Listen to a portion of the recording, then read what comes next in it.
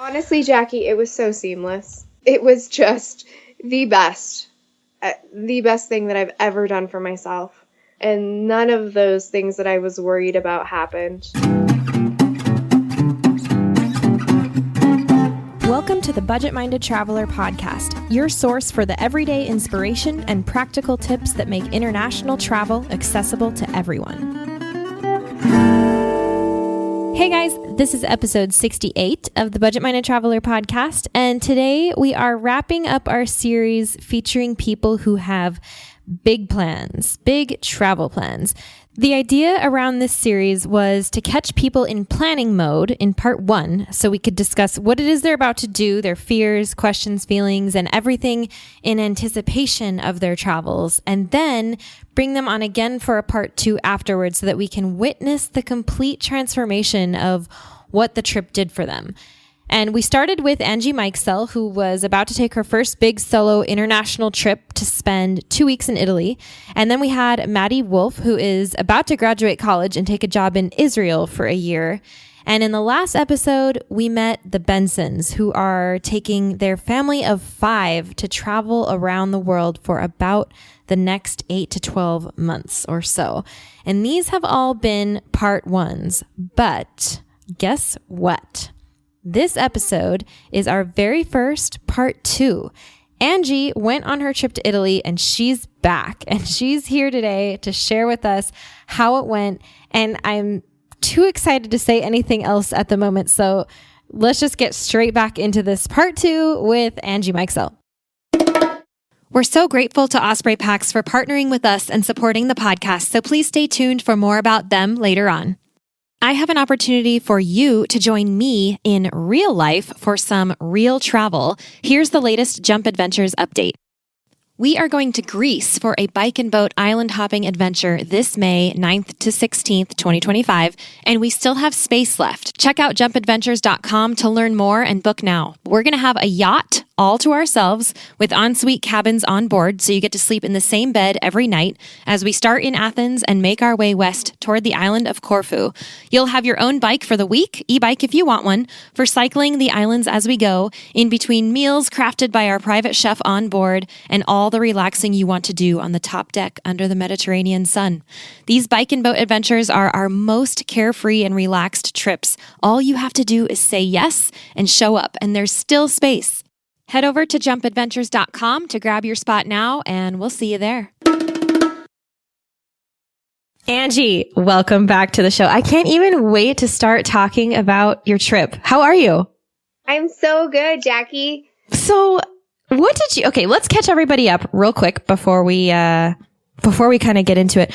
What did you just do? And I know they already kind of have an idea of who you are. We've talked about this before, and we've heard you a few episodes back, but why don't you just catch everybody up real quick? What was it that you just did? So I just took a mainly solo trip for 2 weeks over to Italy. And that is a mainly solo trip. So I know that you met up with certain people along the way.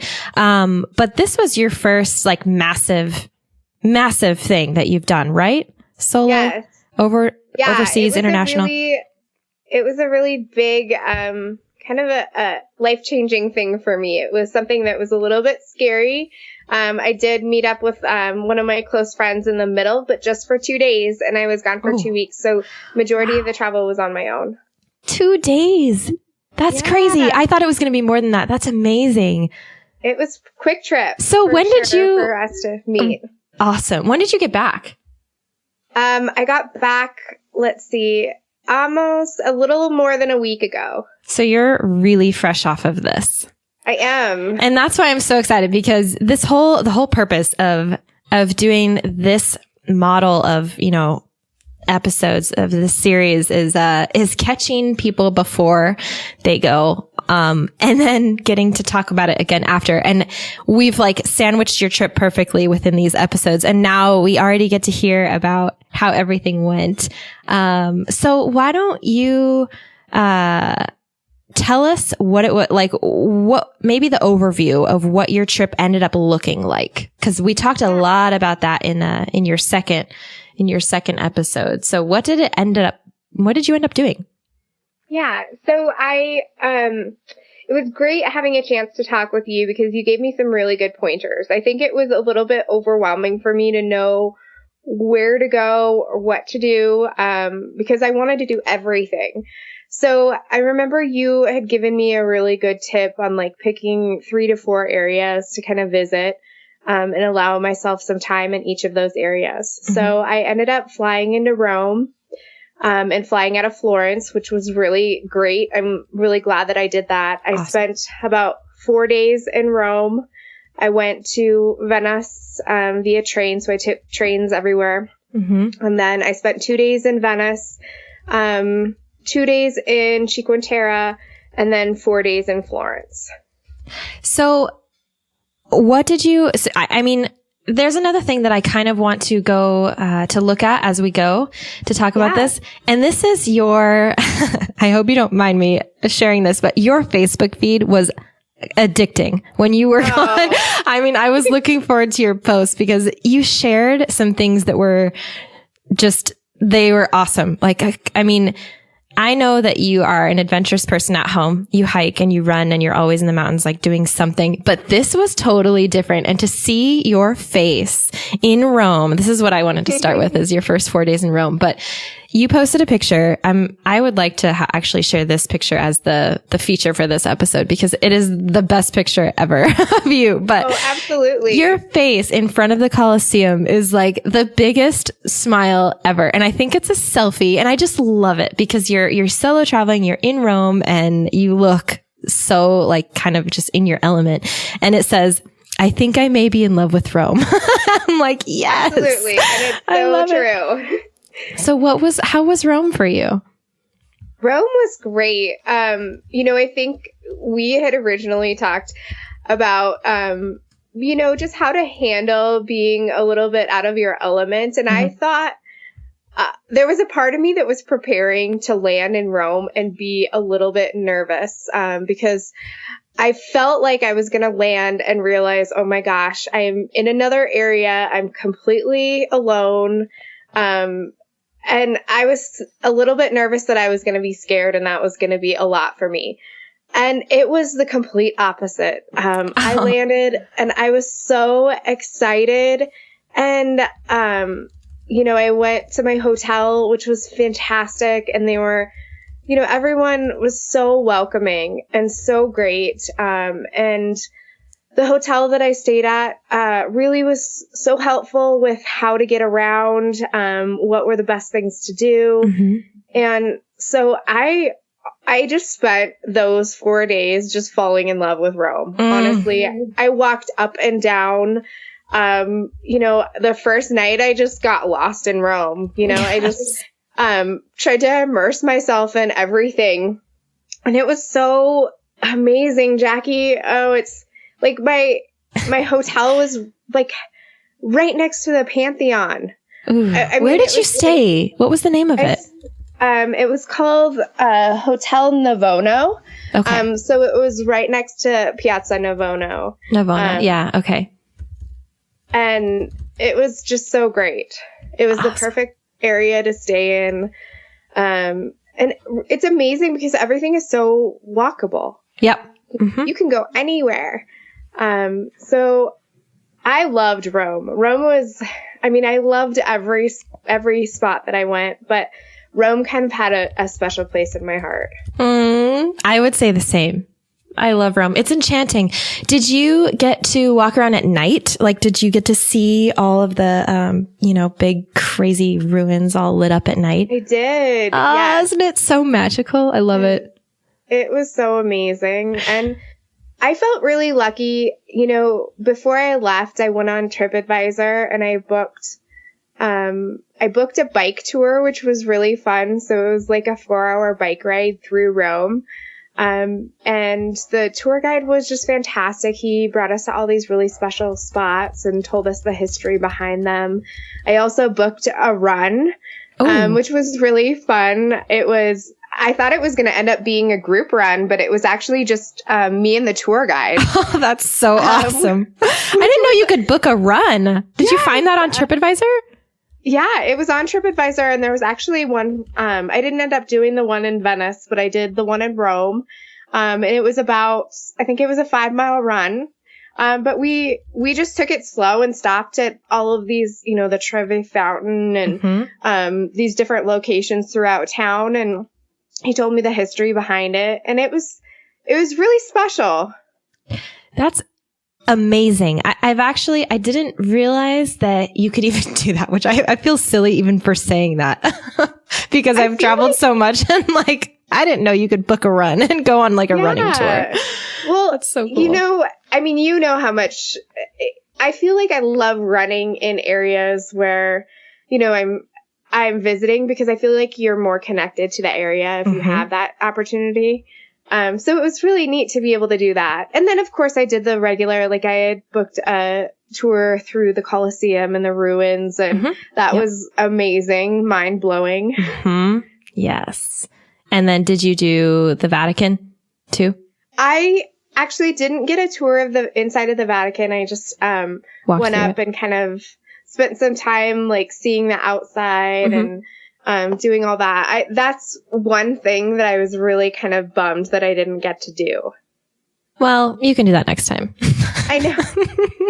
Well, it's amazing because I feel like I could have spent so much longer there and still not been able to see everything that I wanted to see. Oh, yeah, definitely. Rome has things that, there are the obvious things, like the Colosseum and the Palatine Hill and Vatican and Trevi Fountain, all the Spanish Steps, the things that are big. But there are so many things that that even a lot of the tourists don't know about. There are crazy things go on in Rome. And I lived there for a couple of months one year, and I still haven't been to, the catacombs, or, there are so many things that you can do in Rome. You could spend a long time there. So I think you're going to be going back for a while and getting to explore a lot more.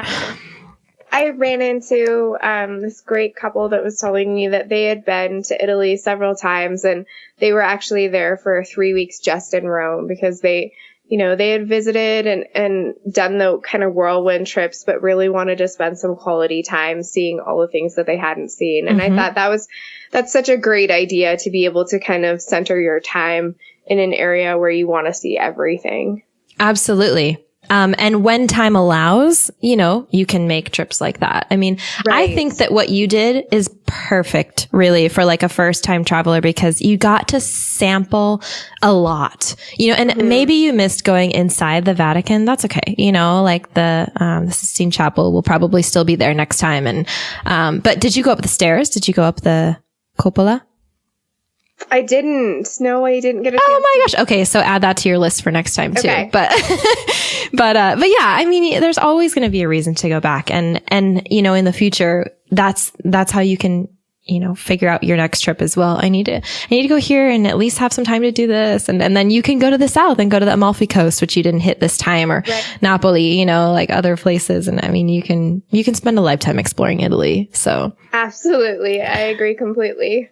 So from Rome, you went to Venice, and I know you were a little bit nervous about the trains before. How did that work out? Was that okay?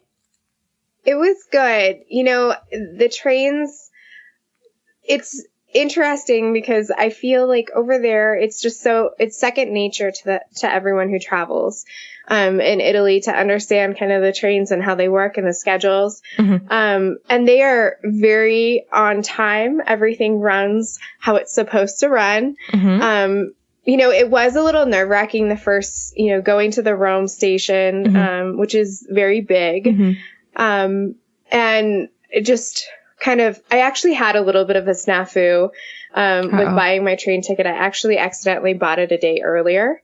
And thankfully, one of the front desk people at the hotel helped me move it to the next day. So that was very nice of them. Awesome. Yay for helpul people. Which was wonderful. But, arriving at the train station, you kind of have to get yourself acclimated to how everything works. They have all of the arrivals and departures, shown, and they don't show you what platform you're on until 15 minutes before. And then what I noticed is as soon as that shows on the screens, everyone runs to that train. Yeah, and then you have to like platform. go through the line. They have to check your ticket and all that stuff. Yeah. Mm-hmm. So it's kind of chaotic. It is a little bit chaotic, and it wasn't hard there because I was actually going to Venice, and Venice was like the last stop. But learning that even, sometimes you book a ticket and you're not the last stop, and so it might not show your actual destination on the board. Mm-hmm.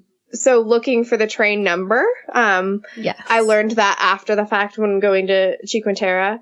So that was a little bit hard for me, and a little bit like I was a little bit frazzled when I was going there because I didn't see, I was getting off at Monte Rosa and I didn't see that on the board. Right. And then I was like, did I buy the wrong ticket? Oh my gosh, what is happening? I don't know. And I had to switch trains really fast. And so I was really nervous then. Mm-hmm. But you made it, right? Yeah. That's awesome. Yeah. And the trains, it's just amazing how easy it is to get around and how inexpensive it is. Mm-hmm. I was really impressed with that. So how much did it cost you to get to Venice? Maybe like 30 euros, or how much do you remember? It cost, I actually ended up upgrading. I had talked to Jim, my friend that I was meeting in Cinque Terre, Mm-hmm. and he had been doing a little bit of traveling, and he had said, if you're taking a long train ride, and that one was, I think it was like 5 or 6 hours. Mm-hmm. I might be wrong on that, but I think that's what it was. He said, if you have the extra money, it might be worth it just to upgrade to first class. Sweet. And I did. I had saved quite a bit before the trip. And so I was like, I think because it's going to be a longer train ride, I think it would be better for me to just upgrade. And then you get, heck yeah, they come around with the drink carts, and they come around with snacks, and you have a little bit more leg room. So it was I think it was like 80 euros. Okay. Mm-hmm. Yeah. But that was, it was a little bit more expensive because of that upgrade, but it was worth it to me, to have some of those little luxuries. Yeah. So Venice, 2 days in Venice. How did you like that? It was quick. Yeah. I didn't know about Venice because I had heard, mixed reviews. Mm-hmm. So I had a little bit of a hard time because I couldn't find my hotel. Venice is so good. It can be so confusing. Oh, that's funny. Someone explained it like it is like a little maze. Yeah, it's easy to get lost. It's kind of fun to get lost in Venice because you never really get lost, but yeah, it's like a maze. Yeah, I think I would have been, I was completely happy getting lost when I didn't have my like huge pack that I was carrying around, and I was like not hangry. I was very hangry when I got off of the train. And then the fact that I was carrying around this huge pack, which was ridiculous, Jackie. I brought so much stuff, and I thought I was being really conservative with my packing. I was not. I could have taken what I had packed and cut it in half and still been completely fine. Mm-hmm. Well, now you know that. So, yeah, now I know. And everyone had told me before, but I feel like you have to experience it firsthand to know I do not need as much as what I had packed. I get that. Yeah. So I had a little bit of a hard time finding my hotel, and I kind of felt like I would what I ended up doing was using the street name and trying to find it based off the street name, but then I didn't realize it's kind of like a dead end. One street will dead end and then it'll pick up. A little ways down. So I would come to these dead ends, and my phone was dying, and I was a little bit worried because I didn't know where I was. Oh, no. But I ended up finding it. It was completely fine. And once I got some food in me, I was great. Yeah. Funny how that happens. Yeah. But Venice is just a magical place. It is so beautiful and so romantic, with the gondolas and the beautiful architecture of the buildings and the water everywhere. It's so amazing. We'll come right back to that. Let's take a moment now to thank our wonderful show sponsors. Osprey is the market leader in technical outdoor, travel, and everyday packs. And I've personally used Osprey packs since 2015. My favorites are the Fairview Trek 50 for multi-day hikes, the Cirrus 24 for day hikes, the Transporter Rolling Duffel 60, which is my trusty check luggage for faraway adventures, and of course, the countless packing cubes I use to organize everything that goes in them. We are proud to support each other on the podcast and beyond. We love getting outside, and we want to see more people outdoors. So find out more and join us at osprey.com. One of the things from your Facebook feed that I wanted to point out, I loved this so much, but you posted several pictures of Venice, and then you said, I will venture to guess that there will be few things that will beat this morning's sunrise run along the waterfront in Venice. And I was like, oh my gosh, you are doing this perfectly because you are a runner. And I love that you're doing this while you're traveling. The first time that you're traveling solo, do you know how many women would never take their first solo run on their first solo trip, like in a foreign country? That's incredibly courageous of you, first of all, but it sounds like it was so rewarding. It was so wonderful. Being able to get up early, and I love the water. So it was just really special for me to be along the water.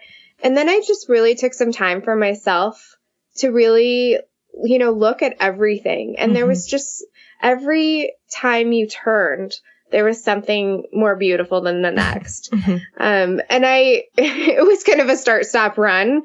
But I allowed myself a lot of time just to see everything that I could on that run. And I was so grateful that I captured, those images because unfortunately, I know I'm going to forget that.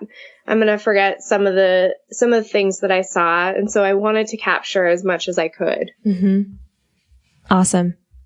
It's so great. And where did you stay in Venice? Do you remember the name of the hotel? Oh, I don't remember the name of the hotel, but it was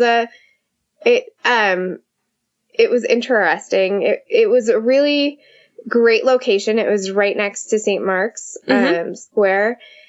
It was older. It had this amazing shag carpet that was bright red. And it was good for the time being. I probably didn't choose as wisely as I should have, because I think that there were probably better options. But I think I was there were just so many options that are out there when you look on booking.com. Right. It's almost hard to sort through everything. Oh, yeah. It's super overwhelming. It is. It's like my least favorite part to this day about traveling is choosing accommodations. Seriously. It's so overwhelming. Oh, I agree completely. And I had, Jim had been to most of those areas before, my friend, and he had, I had stayed at most of the places that they had stayed on their trips because he had a group of students. He's teaching over there. And so they go every year and they've kind of found, the great spots to stay at. And so he made it really easy for me. That's helpful. There are all these amazing hotels that they stayed at. So I just stayed there. Well, unfortunately, the hotel that they stayed at in Venice had already been booked by the time I went to book it. And so this was the one that I chose on my own, of course. But it ended up being great. It was, like I said, the location you could not beat. Right. It was wonderful. So it was totally fine. Okay. Awesome. And so from there, you went to Cinque Terre, right? Yes. Okay. And this is awesome because your pictures and your Facebook, you're like, okay, Venice was amazing. You're like, okay, I'm in love with Rome. I'm definitely coming back. Venice, oh my gosh, this is the best. And then Cinque Terre, you're like, just when I thought things couldn't get any better. Oh my gosh. It was amazing. And Jackie, because I feel like when we first started talking about this, when I was just thinking about Italy, I remember us going to Adam and Amanda's wedding and you're like, you have to go to Cinque Terre. Yeah. It was the one, location that you're like, if you can't do anything else, go there. Yes. I love it. And I heard that from so many other people. Oh my gosh. It was amazing. It was just mind blowing. And, I think that coming from Bozeman, we're so lucky because it's so beautiful here. We have the mountains and,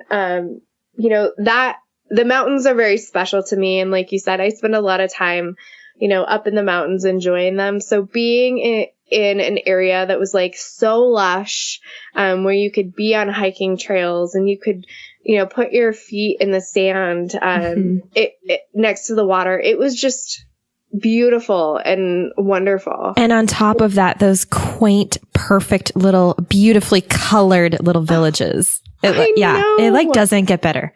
It does not get better. And the people in each of the towns were just so welcoming, and it was just such a great experience. I love it. Did you do the water taxi at all? I didn't do the water taxi. No, it was a pretty quick trip. So we got in late in the afternoon, checked into our it was kind of like a bed and breakfast, which was fantastic. They were really great there. Do you remember what that one was called? That was in Monterosso, right? Yes, it was. Gosh, I don't remember what it was called. Okay, well, maybe if we can find it, we can put it on the show notes. But if not, I can give you all of the places that I Okay, great. Yeah, because people are always looking for, recommendations. So especially if you recommend it, then we'll go ahead and put it on the show notes. Absolutely. We'll find it later. Absolutely. Okay, cool. So we kind of walked around that night and then had a drink and some little snacks, and then had a dinner, and then got up the next day and were like ready to hike. Unfortunately, the weather that day was a little bit rainy, but it was still so beautiful. Yeah. You couldn't beat it. Even though it was raining, we still loved it. So we ended up hiking from the first to the second little town and the second to the third. And then there was, I guess, a mudslide. And I don't know when this happened. Jackie, you probably know. But you couldn't get from the third to the fourth. And most of the fourth to the fifth town had been closed off. But I guess there's a hiking trail above the main hiking trail that you can take. But we ended up just doing those first couple. But it was just... The hiking trail is beautiful. I mean, there's so many places where you can stop and look at the water and the beach and the great views of each of the towns. It's so wonderful. Highly recommended, huh? I highly, highly, highly recommend it. Yeah, there is no place like that I've ever been. When you were in Cinque Terre, did you eat focaccia? Did you have focaccia? I did. I actually had it. So I actually have a gluten intolerance. Oh, that's right. Oh my gosh. This is like the worst thing ever for Italy. In Italy, I know, but I actually had when I was in Rome, they made me gluten-free focaccia, and it was wonderful. Oh, that's so cool. Okay. Yeah. Well, I was about to say, because focaccia and pesto is actually from Liguria, which is that region where Cinque Terre is. So, yeah. But we don't have to talk about that. Okay, so after Cinque Terre, you went to Tuscany. I went to Florence. The next picture on your Facebook is of you on a Vespa, which I'm like, okay, tell us about that. Because also, you said, with all of these amazing adventures, it's hard to pick a favorite. However, this one may have creeped its way to the very top of the list. Like, how does this trip keep getting so much better? I know. I felt like I was bragging every time I would post. Well, you kind of are, but that's okay. You have the right. You earned it. Every place was just so beautiful.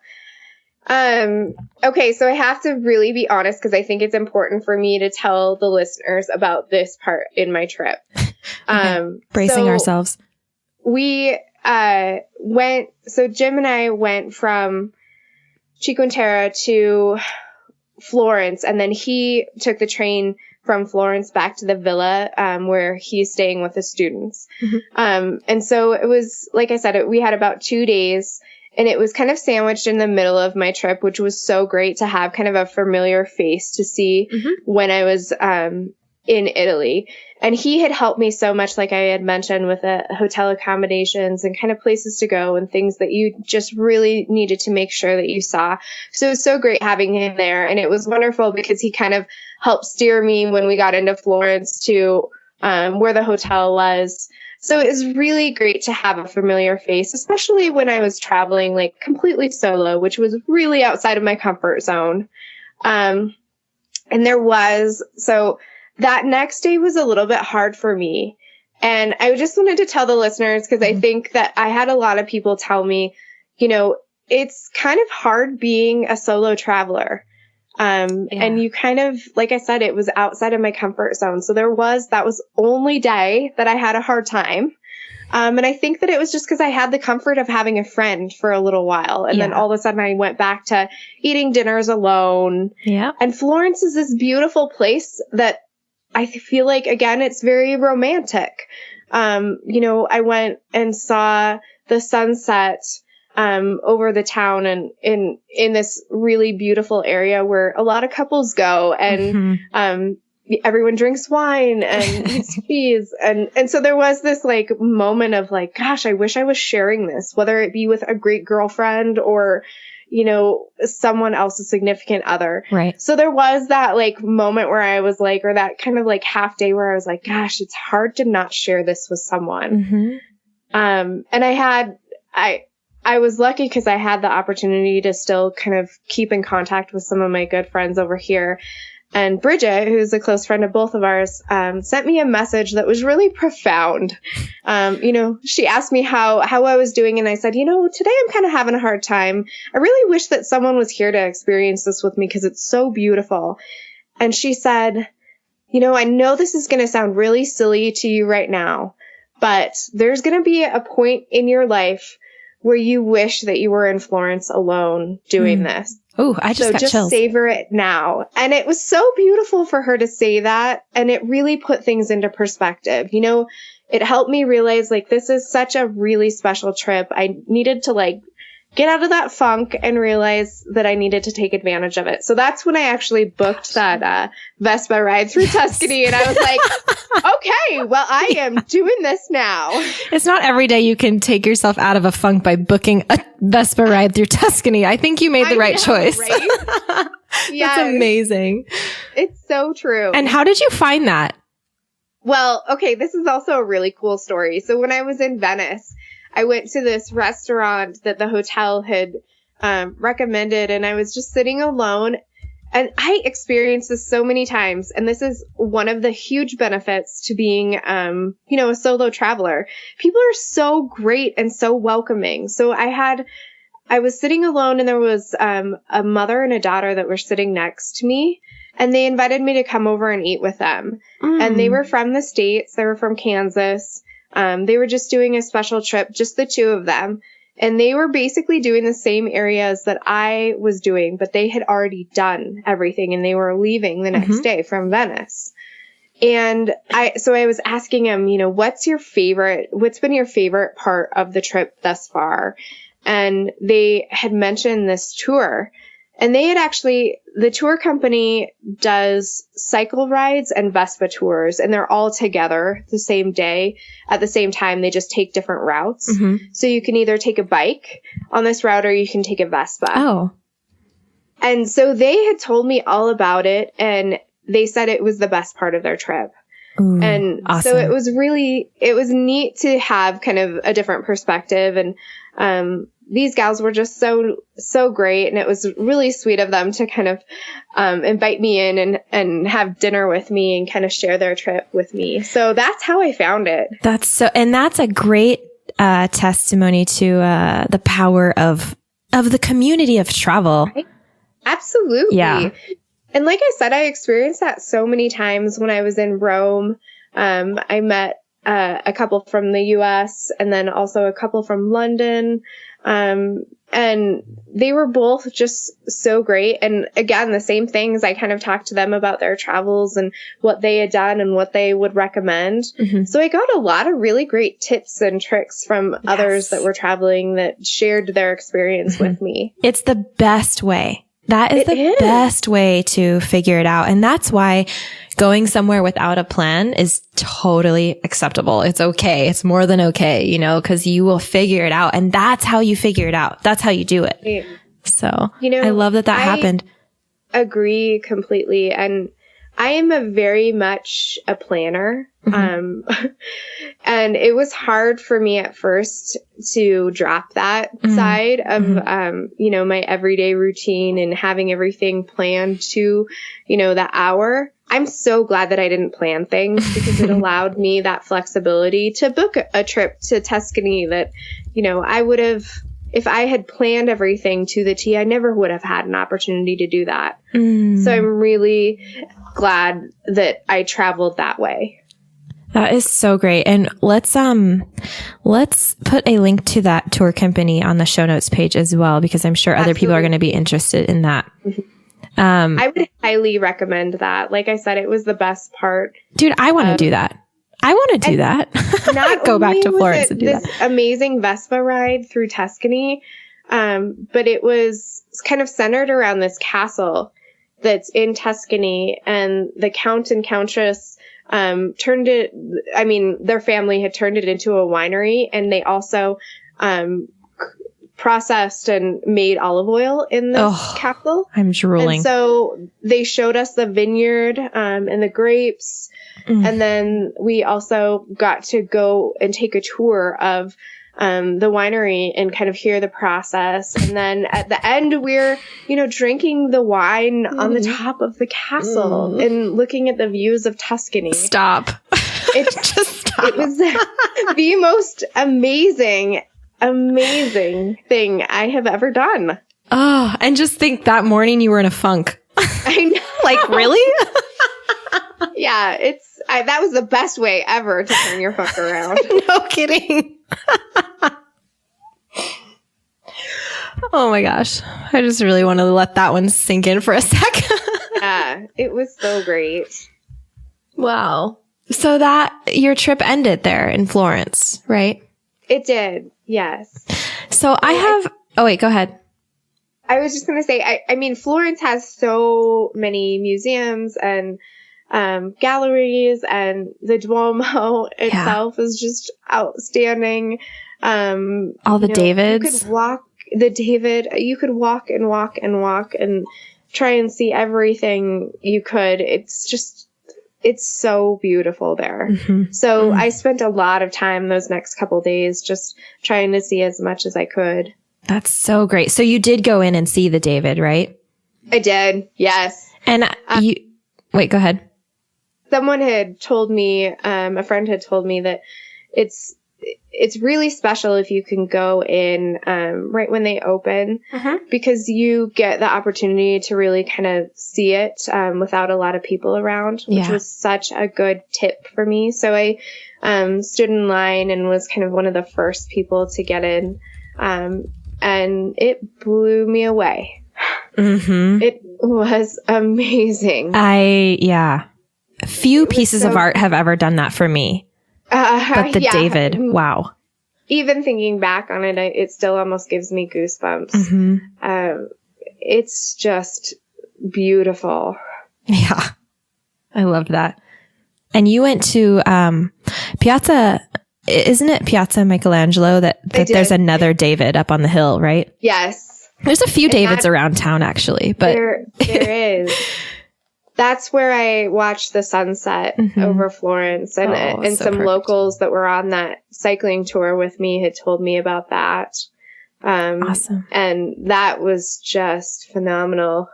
Yeah. And that's kind of like a secret almost. Like you have to go across the river and down the river a little ways to get up there. And it's not like an obvious thing, but once you get there, it's such a that's like that famous view of Florence. If anybody's ever wondering how you get that, it's up from that piazza.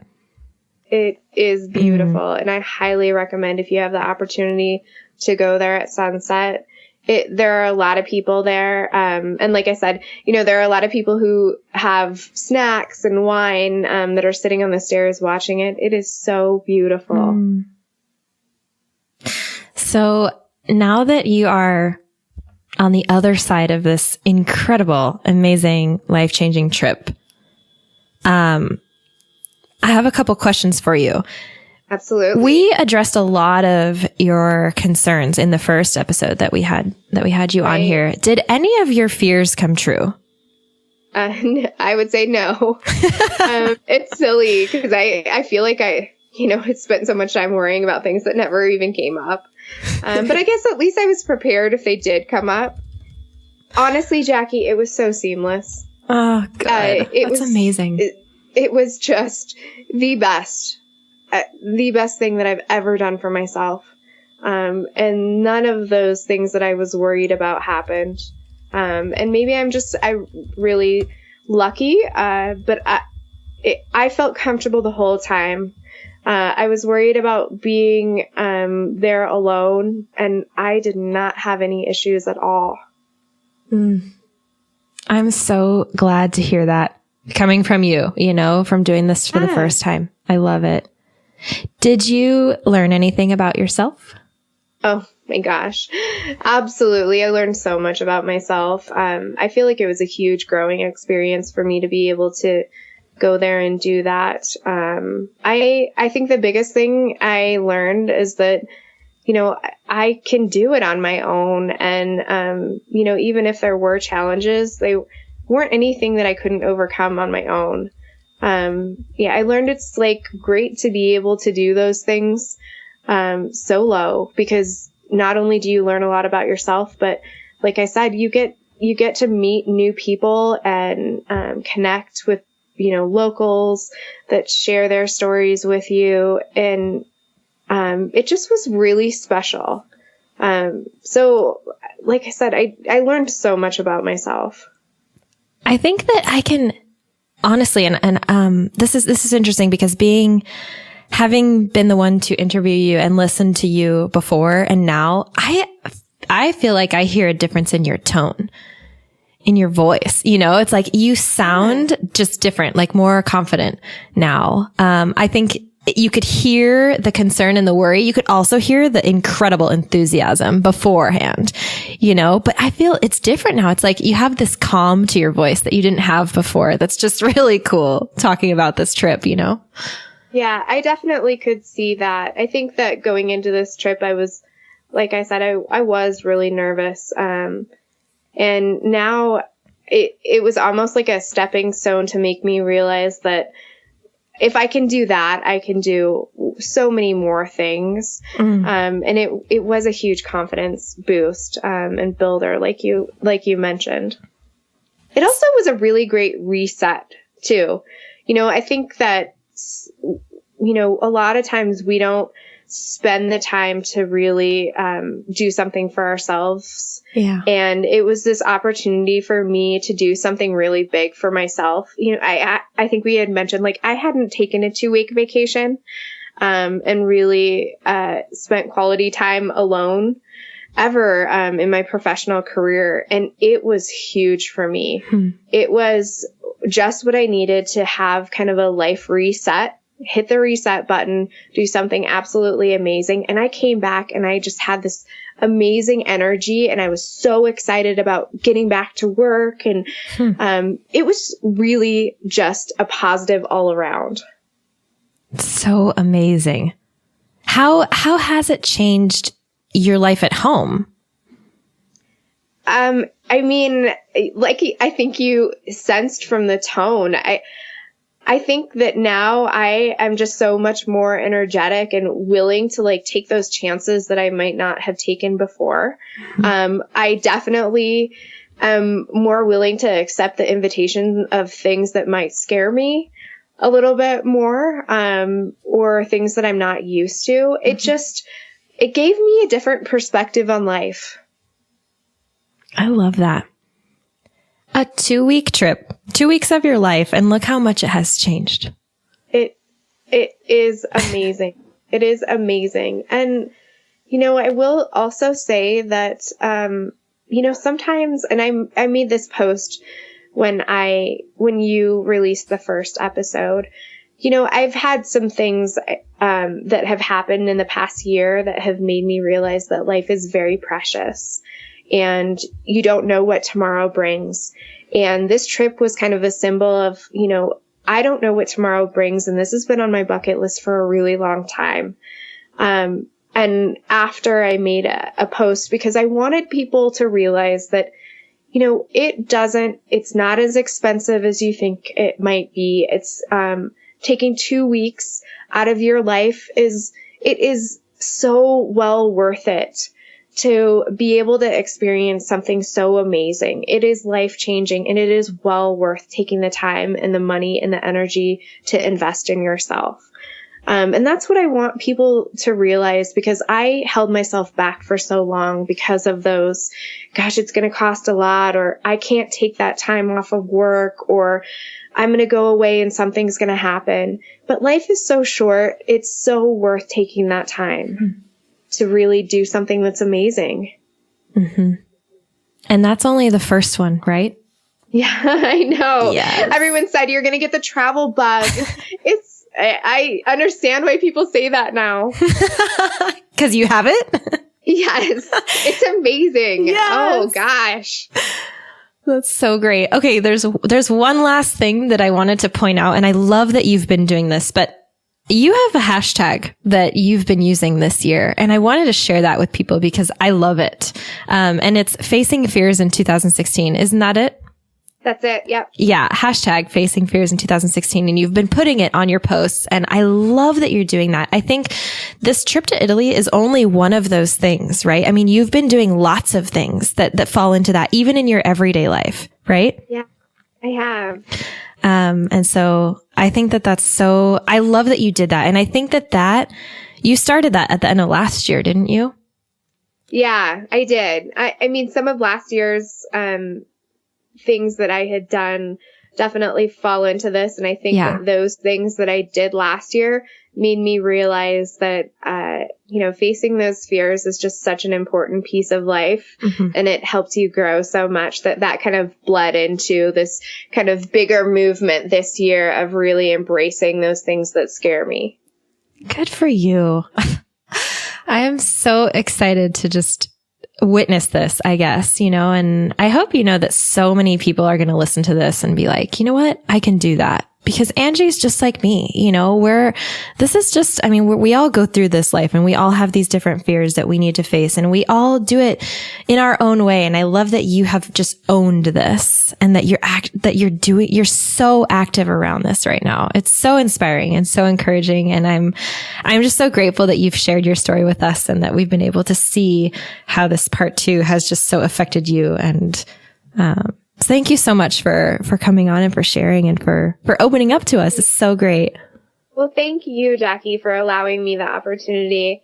I just feel so thankful to have you in my life, and, to have you help guide me through this process. And, just to say, you can do this. Mm-hmm. You absolutely can do this was just one of the biggest hurdles that I just needed someone who had been there. And knew me personally to say, you absolutely can do this. You're not going to have a problem at all. Mm-hmm. So I'm so thankful that you are in my life, and that you allow me this opportunity to share my story with the listeners. Yes, I love it. And you've already given such good advice to the listeners, but we should go ahead and allow them to do it too. We can give them permission, say, you can do this. And absolutely. Yeah. You can do this. If I can do it, you can do it. Yes. I love it. Okay. Thank you so much, Angie. This has been great. We'll have to catch up with you on your next trip. Sounds great. All right. You guys, that right there is why I do what I do with my blog and my podcast. You don't have to take it just from me. You can take it from Angie. This solo trip is the best thing she has ever done for herself. And it only took 2 weeks of her life, yet it had the power to totally change her. That is what travel is capable of. And the best part is that we are all capable of travel, as long as we make it a priority in our own lives and, set those excuses aside, just like Angie just did. I really hope that you guys have enjoyed getting to know her a bit and getting to go through that life-changing process with her here on the show. And I hope it inspires you to maybe take that trip that you've been wanting to take and to face your own fears around it. Because like Angie said, who knows what tomorrow will bring. Thank you guys so much for listening. You can find the show notes for this episode, which will include the links to the hotels and the tour that we mentioned, and also a few photos from Angie's trip. at thebudgetmindedtraveler.com/68. And feel free to leave comments there if you have anything to add to this conversation. You can always do that on any of the show notes pages. And if you're planning your first trip or a solo trip as well, tell us about it. You can always reach out to me by email, Jackie at thebudgetmindedtraveler.com, or on Snapchat or Instagram at Traveling Jackie. I am really good at cheering people on to travel, and I want to know what your plans are. So if you ever need support in that area, seriously, I'm here for you. All right, that's it for today. Thank you again for tuning in. Stay safe and happy travels. I'll see you guys next time.